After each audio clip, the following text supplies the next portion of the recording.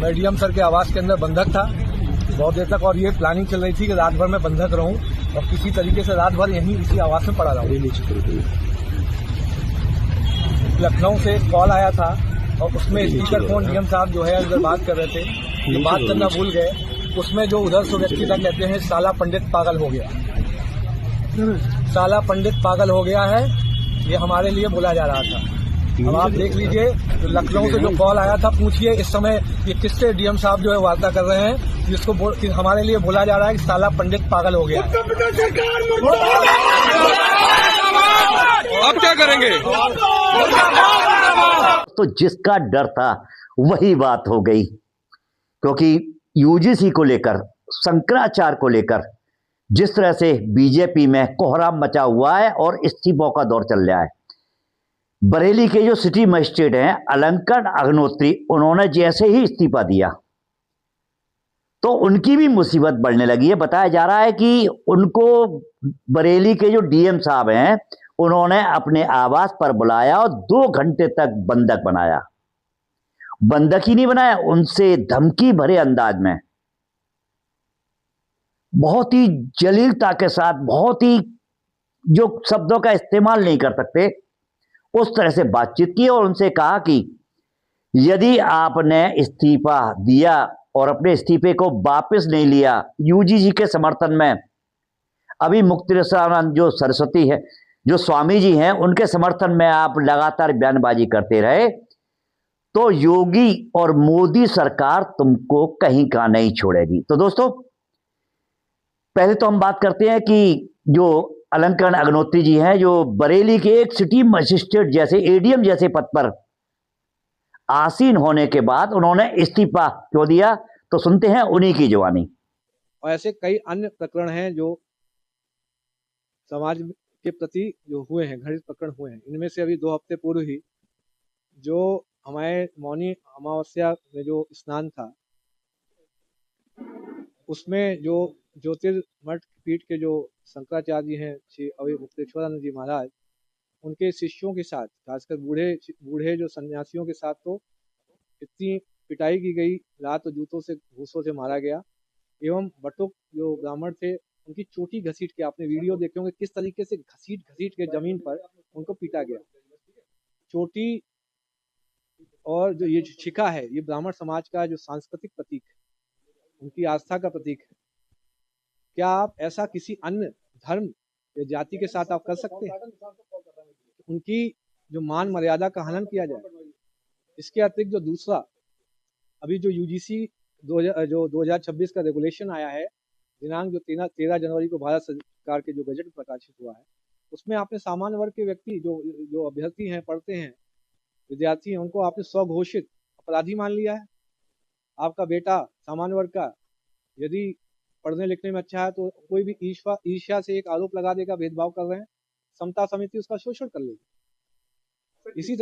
इसी तरीके से यदि आपकी बेटी पर किसी को गलत नजर है, वो एक फर्जी निराधार शिकायत कर सकता है, आपका समता समिति आपकी बेटी का शारीरिक शोषण कर सकती है। क्या आप चाहते हैं कि बेटे बेटियां आत्महत्या करेंगे सामान्य वर्ग के? क्या आप चाहते हैं कि इस यूनिवर्सिटी में घुसते ही इतना सामाजिक आपस में भेदभाव हो जाए, जब यूनिवर्सिटी से ऊपर जब निकलें तो एक दूसरे के दुश्मन बन जाए? क्या हम जब यूनिवर्सिटी में पढ़ते थे, क्या हमारे दोस्त SC ST OBC या किसी अन्य धर्म को नहीं होते थे? आप एक ऐसी व्यवस्था का निर्माण करके जा रहे हैं जिसमें कि हम लोग एक दूसरे से लड़ेंगे, सरनेम देख के, जाति देख के, उपजाति देख के एक दूसरे से लड़ेंगे, मारेंगे एक दूसरे को। क्या आप चाहते हैं कि देश में सिविल वॉर की सिचुएशन डेवलप हो जाए? मैंने जिलाधिकारी महोदय को ईमेल के माध्यम से, मैंने जो माननीय राज्यपाल महोदय हैं उनको भी ईमेल के माध्यम से, और जो CO हैं जो यूपी जो भारत निर्वाचन आयोग उत्तर प्रदेश में, उनको भी ईमेल के नहीं, इसमें अड़िग तो बहुत सोच समझ के, जब कोई आपका जो हमारा जो माननीय जनप्रतिनिधि ब्राह्मण समाज के जब नहीं बोल रहे हैं, तो किसी न किसी को बोलना पड़ेगा, नहीं तो ये सिविल वॉर सिचुएशन आ जाएगी।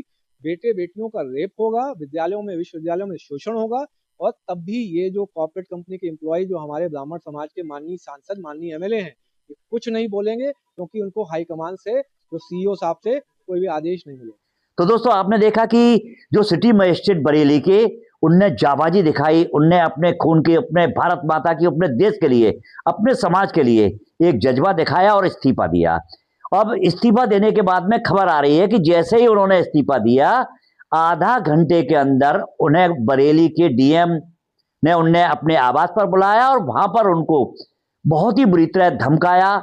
उनसे कहा कि अभी मुक्तेश्वरानंद जो स्वामी हैं, शंकराचार्य हैं, उनके समर्थन में जरा भी बयानबाजी ना करें। यही नहीं, कलेक्टर का तो ये कहना था कि यूजीसी जो स्वर्ण समाज के लिए काला कानून बनकर आया है, उसके समर्थन में भी आप दो शब्द नहीं कहेंगे। आपने इस्तीफा दे दिया, इस्तीफा को वापस ले लो, और यदि आप बोलना बंद नहीं करेंगे तो आपको 2 घंटे के अंदर आवास खाली करना पड़ेगा। यही नहीं, आपको भारत तो क्या, दुनिया भर में जीने नहीं दिया जाएगा। तो जो हमारे सिटी मजिस्ट्रेट हैं, उनकी जवानी सुनते हैं कि अभी 2 घंटे तक किसने उनको बंधक बनाया, किसने धमकी दी, और योगी आदित्यनाथ का दूत बनकर उन्हें धमकाने के लिए कौन आया। और अभी अभी खबर आई है कि वो अपना आवास खाली कर रहे हैं। तो सुनते हैं उन्हीं की जुबानी। 1 घंटे पहले जिलाधिकारी महोदय जो बरेली हैं, श्री अविनाश सिंह जी, उन्होंने वार्ता के लिए मुझे बुलाया। मैं वहां पर गया, तो वहां पर जब गया तो वहां पे उस समय तक कप्तान साहब श्री अनुराग आर्या जी नहीं थे। 5 से 10 मिनट के बाद जिलाधिकारी महोदय द्वारा कप्तान साहब को कॉल करके श्री अनुराग आर्या जी को बुलाया गया।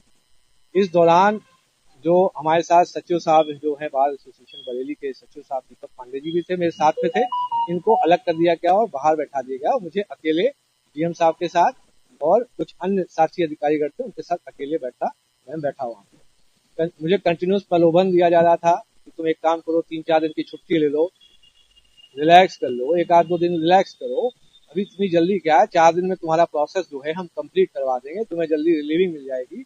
एक प्रेशर टैक्टिक्स और जो नहीं होता है कि प्रलोभन देते हुए, अरे अभी कुछ चिंता करने की जरूरत नहीं, हम आपके साथ हैं और 4 दिन बाद एग्जिट ले लीजिएगा, कोई दिक्कत नहीं है। इस बीच करीब 20 मिनट पहले, क्योंकि मैं अभी 10-12 मिनट पहले ही आया हूँ, करीब 25 मिनट पहले संभवतः लखनऊ से एक कॉल आया।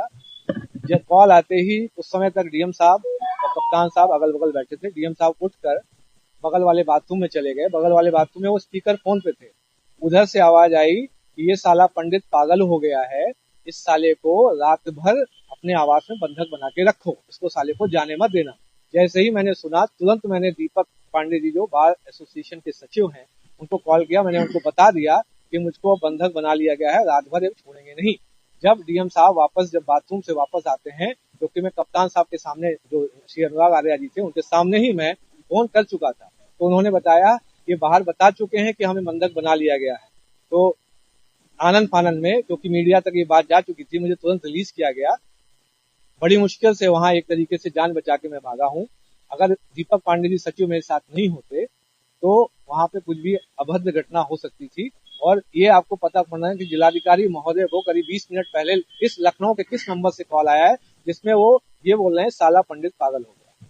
आपने मकान खाली करने को कहा है? मकान इसलिए अब खाली करना पड़ेगा क्योंकि जो है यहाँ पे अब खतरा है।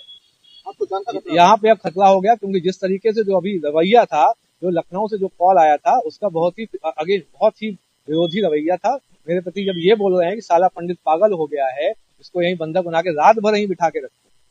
जब ये मीडिया के जरिए राज्यपाल राष्ट्रपति महोदय से क्या कहेंगे? मैं इनसे यही कहूंगा कि यहाँ बहुत ही बुरी स्थिति है। एक स्वविवेक से कोई व्यक्ति अगर रिजाइन करके हट रहा है, एक अपने समाज की आवाज को उठाना चाहता है, उसको दबाया जा रहा है। तो दोस्तों 11:23 हो चुके हैं और इस वक्त यूजीसी के विरोध में, शंकराचार्य के समर्थन में आने वाले सिटी मजिस्ट्रेट एडीएम को बरेली में इस्तीफा देना पड़ा। और इस्तीफा देने के बाद जब वो अपने समाज की बात करते हैं, कौमी एकता की बात करते हैं, तो उनको जान से मारने की, जलील करने की धमकी दी जाती है।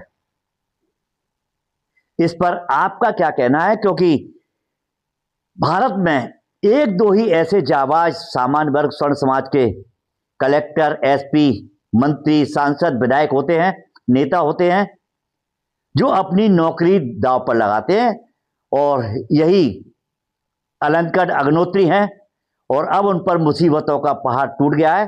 तो इस पर आपका क्या कहना है? हमारा चैनल तो उनके साथ खड़ा हुआ है, और आपका क्या कहना है कमेंट बॉक्स में जरूर बताएं। इसी के साथ जय हिंद, वंदे मातरम, नमस्कार।